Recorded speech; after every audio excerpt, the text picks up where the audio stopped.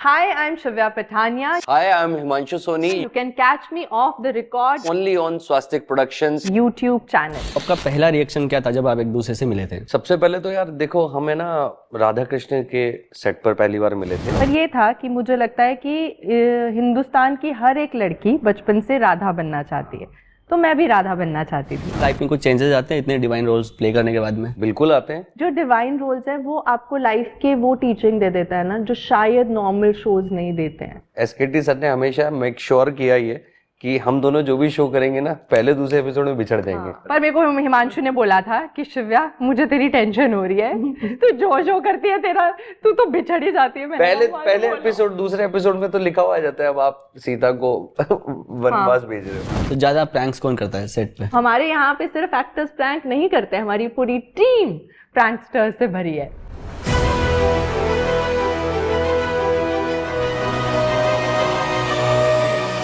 तो कैसे हो आप लोग, क्या चल रहा है लाइफ में? बहुत अच्छे हैं, लाइफ बहुत अच्छी चल रही है। जैसा कि पता है कि अभी बहुत सारा काम है जो देख रहे हैं, कुछ चीज़ें पाइपलाइन में है और कुछ पॉडकास्ट भी कर रहे हैं, जैसे कि आज आपके साथ बैठे हैं। तो आप क्या कर रहे हो, आपका क्या चल रहा है अभी? देखो, अभी हम यहाँ पे बैठे हैं और यहाँ पे सबसे पहले हम यही बोलेंगे लाइफ बहुत अच्छी चल रही है, पर मैं ये बोलना चाहती हूँ हमारी लाइफ में बहुत हंगामा होता है। हमारी लाइफ वैसी ही है जैसे हमें जो लोग देख रहे हैं उनकी लाइफ है, बहुत सारी प्रॉब्लम्स भी होती है, अच्छी चीज़ें भी होती है। बट जितने हमने शोज किए हैं, आई थिंक उससे ये चीज़ सीखी है कि अगर आप भगवान पे छोड़ दो और दिल से अच्छे हो और अच्छे तरह से चल रहे हो लाइफ में, तो अंत में सब अच्छा हो जाता है। इसलिए उस बिलीफ से लाइफ अच्छी कट रही है ना हिमांशु? बताओ। तो आपने साथ में इतने सारे रोल्स किए हैं, तो आपका पहला रिएक्शन क्या था जब आप एक दूसरे से मिले थे? सबसे पहले तो यार देखो, हमें ना राधा कृष्ण के सेट पर पहली बार मिले थे और मैं इंट्रोड्यूस किया गया था कि ये कृष्ण है, ये शिव्या पठानिया है, ये राधा है।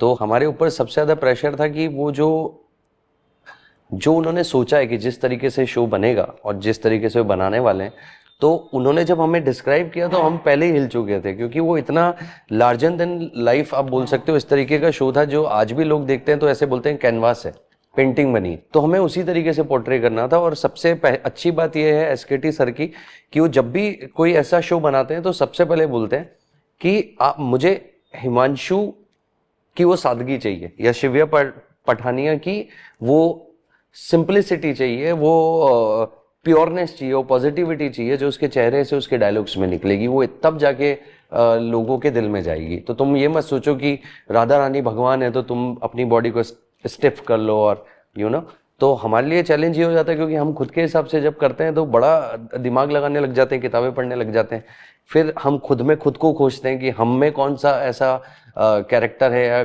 ऐसी कौन सी चीज़ है हमारी लाइफ में जो हम उसको रिलेट कर सकते हैं उस कैरेक्टर के साथ में। तो वो सारी खोज के अंदर जब हम मिले तो मुझे ये पता था ये राधा है, और मैंने इसको देख कर बोला कि बहुत मेहनत करनी पड़ेगी, अभी 3-4 दिन में शूटिंग स्टार्ट होने वाली है। तो ऐसा था, फिर हम एक फ्रेंड जोन में चले गए और तब से हम आज भी अच्छे दोस्त हैं। हम तब से फ्रेंड जोन में हैं, बहुत अच्छे दोस्त हैं। तो इनको लेके आपका क्या? जब मैं तो उससे पहले मैंने कोई माइथोलॉजिकल शो नहीं किया था और मुझे राधा कृष्ण के बारे में इतना नॉलेज भी नहीं था।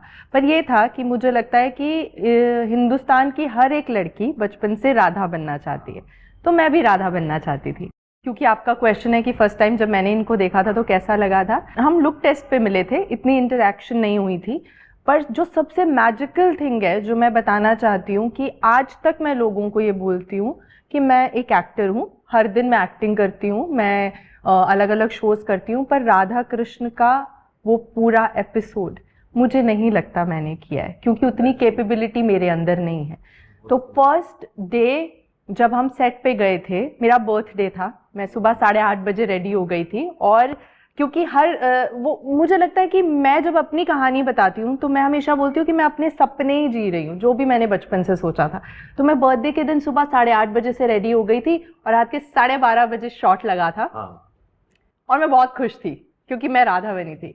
तो फर्स्ट टाइम रिहर्सल जब हुआ था हमारा, मेरा और हिमांशु का एक सॉन्ग पे रिहर्सल हुआ था, क्लिप पे। सिद्धार्थ सर डायरेक्टर थे, तो सिर्फ सॉन्ग बजा था और आप बिलीव नहीं करोगे कि पूरा यूनिट रोया था सिर्फ सॉन्ग सुन के। और हम मतलब उससे पहले हमारी ऐसे इंटरेक्शन नहीं हुई थी। तो मुझे मुझे बहुत ज़्यादा बिलीव है कि एक नॉर्मल जिंदगी होती है और एक कुछ डिवाइन इंटरवेंशन होता है, कुछ चीज़ें ऊपर वाला करता है। तो वो जो रोल हमने किया है, जैसे एक एपिसोड से मेरी तो जिंदगी बदल गई, वो जो था, तो जिस वक्त मैंने हिमांशु के साथ परफॉर्म किया वो भी डिवाइन था। तो वो ये कृष्ण ही थे मेरे लिए और ये कृष्ण ही हैं। तो इनमें वो जो ये इन्होंने बोला जो सादगी जो चार्म है वो इनमें है। जैसे हम कॉस्ट्यूम्स पहनते हैं, हमने 2 शोज साथ में किए हैं, हम नहीं करते थे रिहर्सल्स, आज तक नहीं किया हमने। मतलब ये गलत बात है, बट हम रिहर्सल्स नहीं करते थे। पर वो अंदर आत्मा से इतना सच्चा है और इतना दिल से आता था कि जब हम परफॉर्म करते थे तो टचवुड हमें बोलने की जरूरत नहीं पड़ती थी, पर आसपास सब हमारे साथ हंसते थे और रोते थे। तो ये कितनी तो बार कृष्ण हुआ है ही कि हम शॉट दे रहे हैं और यूनिट भी रो रही है। बहुत सारे, वो वाला जो सीन था जिसमें वो श्राप मिलता है और मैं गेट के अंदर हूँ और श्राप का वेट कर रहा हूँ, मुंह से राधा निकलता है, तुम वहां पर वेट कर रही हो। तो मतलब अभी भी देखो मेरे गूज बम्स आ रहे हैं। हाँ, इवन हम भी देखते हैं अभी, तो वो इतना सुंदर, अभी हमने कुछ टाइम पहले देखा था, इतना सुंदर वो सीन है कौन सा वाला? जो श्राप मिलता है जिसमें राधा को। हाँ। आप बिलीव नहीं करोगे हिमांशु, मैं आपको भी बताती हूँ कि हम नॉर्मल जिंदगी है, वही वाली बात है। मैं कोई और शो करने गई थी, मैं नाम नहीं ले सकती, पर वहाँ के जो हेड्स हैं उनको डायलॉग्स भी याद है राधा कृष्ण के, उनको ये भी याद है कि मैंने क्या बोला है। तो कुछ इम्पैक्ट लाइफ में ऐसे होते हैं। और मतलब थैंक्स टू स्वास्तिक प्रोडक्शंस, जिस तरीके से ये लोग बनाते हैं अपने शोज, इट्स इम्पॉसिबल कि कोई उस तरीके से बना दे। It's so beautiful. तो आप दोनों की ऑन स्क्रीन बॉन्डिंग तो हम सबने देखी है, ऑफ स्क्रीन बॉन्डिंग कैसी है? बहुत अच्छी है। अभी देखो ना, हम थोड़े से लेट आए क्योंकि मैं इससे कोऑर्डिनेट कर रहा हूँ, तो कितनी देर में निकलेगी। तो मतलब ऐसे, मतलब हम मोस्टली बातें कर लेते हैं, इसमें हर तरह की बातें आ जाती है। लाइफ में क्या चल रहा है, अच्छा चल रहा है, बुरा चल रहा है, बुरा चल रहा है तो क्यों चल रहा है, तू ठीक है कि नहीं है। तो मिल भी लेते हैं ऐसे कभी कभार, एक दूसरे के बारे में जान लेते हैं क्या हो रहा है क्या नहीं, एक दूसरे के सपोर्ट के लिए भी खड़े रहते हैं। I think of screen bonding आप कैसे बोलोगे जब आप किसी इंसान के लिए मतलब बेस्ट चाहते हो, काम में बेस्ट चाहते हो, आप उसकी पर्सनल लाइफ में बेस्ट चाहते हो। जब हम मिलते हैं तो हम बिल्कुल एक दूसरे के साथ मस्ती नहीं करते हैं, हम बहुत अच्छे बच्चे हैं, हम बिल्कुल शांत है, जैसे राधा कृष्ण और राम सिया के, ऐसा बिल्कुल भी नहीं है। डिस्कशन चलता है हमेशा। ऐसा बिल्कुल भी नहीं है, हम बहुत मस्ती भी करते हैं और हम बहुत सीरियस डिस्कशन भी करते हैं। तो थोड़ा सा वो ऑपोजिट वाला है कि जैसे मतलब हमारी ऑडियंस सुन रही है, तो राधा कृष्ण अगर चुलबुले और मस्ती करते थे ना, तो हम अगर रियल लाइफ में हम बहुत अच्छे दोस्त हैं, तो वैसे हम बहुत फन भी करते हैं, एक दूसरे का केयर भी करते हैं। तो एक रिश्ता हमें स्क्रीन में मिला है, वो हमने अभी तक अच्छे से हम दोस्ती का निभा रहे हैं। तो आप दोनों ने इतने सारे डिवाइन रोल्स किए हैं, तो उसके बाद लाइफ में कुछ चेंजेस आते हैं इतने डिवाइन रोल्स प्ले करने के बाद में? बिल्कुल आते हैं। अब आप मुझे बताओ, एक आप सोशल शो करने जाते हो, उसकी स्टोरी होती है, एक लड़का है और वो सन की है, कुछ भी है, लेकिन एक लव स्टोरी भी साथ चल रही है।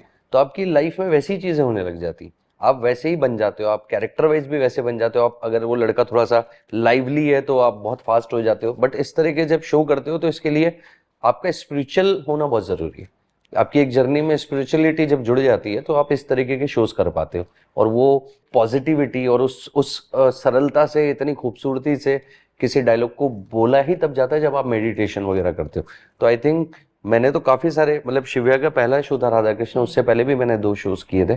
तो मेरी जर्नी मेडिटेशन के थ्रू ही स्टार्ट हुई ऐसे शोज की। मैं विपाशना भी करने गया था, तो कहीं ना कहीं मेडिटेशन आपको बहुत हेल्प करता है इस तरह के शोज करने के लिए। तो वो कामनेस, वो प्योरिटी आपके चेहरे पे तभी आएगी।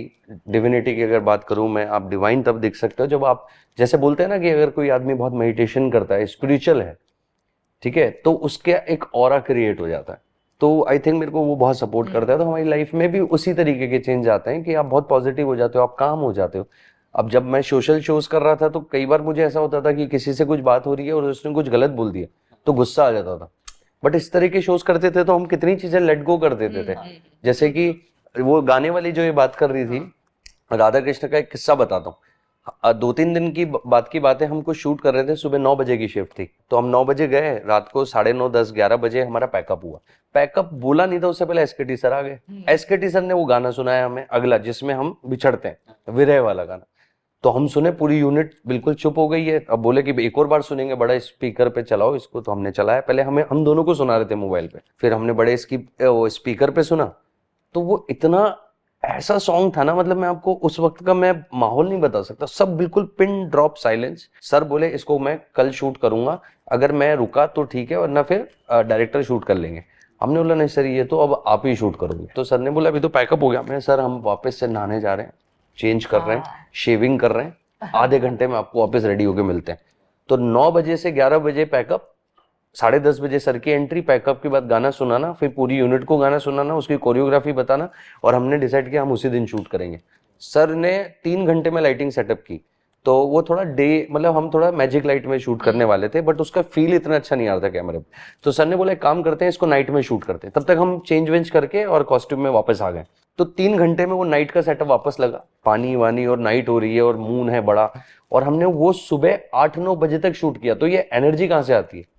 वरना अगर आप एज एन एक्टर जाते हो तो आप 9 बजे बाद तो बोलते हो ब्रो 9 बजे मेरा हो गया, मैं निकल रहा हूँ, कपड़े उतार रहा हूँ। हमने 11 बजे ये बोला कि हम वापस चेंज करके आ रहे हैं, और हमने वो गाना शूट किया। और वो गाना इतनी, आज भी इट्स बीन नाउ 5-6 years, मैं तो सुन ही नहीं सकती, गाना सुन नहीं सकते। जो हमारे फैंस हैं वो आज भी हमें टैग करते हैं, कम से कम रोज की single day, every day 20-25 stories हमें पोस्ट करते हैं। तो हम भी उसको रिपोस्ट करते करते अब थक गए भाई। तो जैसे आपने बोला ना कि क्या फर्क पड़ता है, तो मैं जो रियल लाइफ में मैं नॉर्थ इंडियन हूँ, मैं शिमला से हूँ, तो मेरा नेचर और रियल लाइफ में मैं बहुत, मतलब उतना कामनेस नहीं है। मैं बैठ नहीं सकती हूँ, मुझे बहुत कुछ करना है, मुझे बहुत जगह बैठना नहीं है, मुझे मजाक करना है, वो मतलब वही है, ऐसे ऑपोजिट हूँ मैं बिल्कुल। पर जब मैंने राधा रानी किया, या सीता, या उसके बाद लक्ष्मी, अभी लक्ष्मी किया, तो जो एक कामनेस मेरे अंदर थी, पार्वती, हाँ, मतलब जो कामनेस एक अंदर है मेरी, मैंने वो फिगर आउट की कि यार अंदर उतनी कामनेस भी है। तो वो जो मेरा पूरा क्योटिक रियल लाइफ का, वो अभी भी है, क्योटिक शिव्या पठानिया, हाँ, तो वो बिल्कुल कामनेस में अंदर, वो जो कामनेस है मैंने वो फिगर आउट की। और बहुत सारी चीजें हैं ना कि जब आप ऐसे रोल्स करते हो, आप पढ़ना शुरू करते हो, आपको बहुत सारी चीजें समझ आती है। जैसे राधा कृष्ण से मैं हमेशा कहती हूँ प्यार समझ आता है कि प्यार सेक्रीफाइस होता है, प्यार आपके जो इंसान है उसके बारे में सोचना अपने से ज्यादा वो होता है, और दूसरी तरफ से भी वही इक्वल होता है, तभी वो प्यार कहा जाता है। और सीता में भी वही था जो हमारे पहले एपिसोड में था कि दोनों ने डिसाइड किया था, it was always a decision. फिर मैंने लक्ष्मी नारायण किया, वही जो डिवाइन रोल्स है वो आपको लाइफ के वो टीचिंग दे देता है ना, जो शायद नॉर्मल शोज नहीं देते हैं। तो बहुत कुछ सीखने को मिलता है यार, जो शायद ऐसे नॉर्मली, अगर मैं नॉर्मल एक्टर हूँ, मैं नॉर्मल 10 चीजें कर रही हूँ, मैं कभी भी नहीं सीखती। आप कुछ बोल रहे थे? मेरे को एक किस्सा याद आ गया कि एसकेटी सर ने हमेशा मेक श्योर किया ये कि हम दोनों जो भी शो करेंगे ना, पहले दूसरे एपिसोड में बिछड़ जाएंगे। हाँ, पहले एपिसोड में हम बिछड़ जाते हैं, तो मुझे तो टेंशन हो गई राधा थी। कृष्ण पहले एपिसोड में हम चले गए, अगला शो हमने किया राम सिया के लव कुश, दूसरे एपिसोड में मैं इसको महल से बाहर निकालने जा रहा हूँ, गो बाय बाय टाटा। पर मेरे को हिमांशु ने बोला था कि शिव्या मुझे तेरी टेंशन हो रही है, तू जो शो करती है तेरा, तू तो बिछड़ ही जाती है। पहले एपिसोड, दूसरे एपिसोड में तो लिखा हुआ आ जाता है अब आप सीता को वनवास भेज रहे हो। तो मैं मिल ही नहीं रही हूँ किसी से। हिमांशु अब प्रे करना पड़ेगा, मुझे लगता है अब एक ऐसा कुछ करना पड़ेगा जिसमें साथ रहे। एसकेटी सर ही करेंगे वो। हाँ, थोड़ा साथ रहने सर अब की बार आप अगर हम दोनों को लेके कोई शो बनाओ ना, तो प्लीज बिछड़ने वाली कहानी मत लिखना, मिलने वाली कहानी लिखना कि हम दोनों साथ में शो करें। हाँ, मैं थक गई हूँ सर, मुझे लगता है रियल जिंदगी में भी थोड़ा बहुत असर हो जाता है, मुझे रहना है साथ में। सुन रहे हो सर?